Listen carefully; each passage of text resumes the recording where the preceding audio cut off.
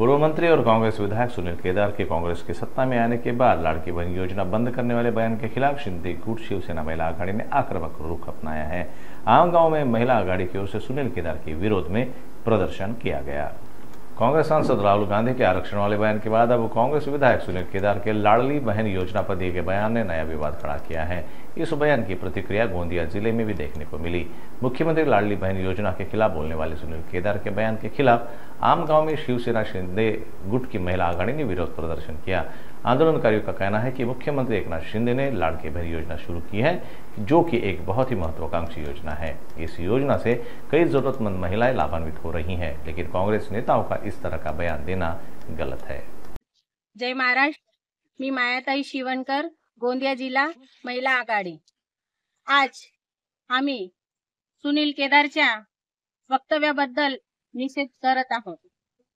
आज आंदोलन हा लाडक्या बहिणीच्या विरोधात सुनील केदारजीनं हे वक्तव्य केलं आहे की सर्वात आधी आमची सरकार आली तर आम्ही लाडकी बहीण योजना बंद करू, या शब्दांचा आम्ही निषेध करत आहोत।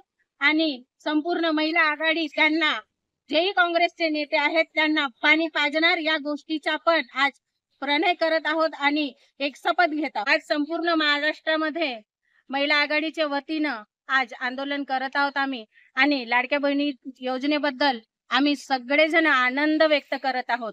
आमचे मुख्यमंत्री साहेब एकनाथजी शिंदे यांनी लाडकी बहीण योजना काढून आम्हा गोरगरीब महिलांना खूप मोठं सुखाचा आनंद दिला आहे। त्या गरीब महिलांनाच माहित आहे की त्या 1500चा महत्व काय आहे, 1500 रुपयांची किंमत काय आहे। एक गोरगरीब महिला ज्यांना 1500 मिळाले तर त्या 1500 मध्ये ती आपल्या घरगृहस्थी सांभाळते आणि वेळ आल्यावर आपल्या मुलांच्या शिक्षणाचे पण फीस म्हणा किंवा कोणत्याही गोष्टी म्हणा किंवा आरोग्य म्हणा, ह्या सगळ्या गोष्टींच्या पण ते 1500 रुपये आज कामात येत आहेत।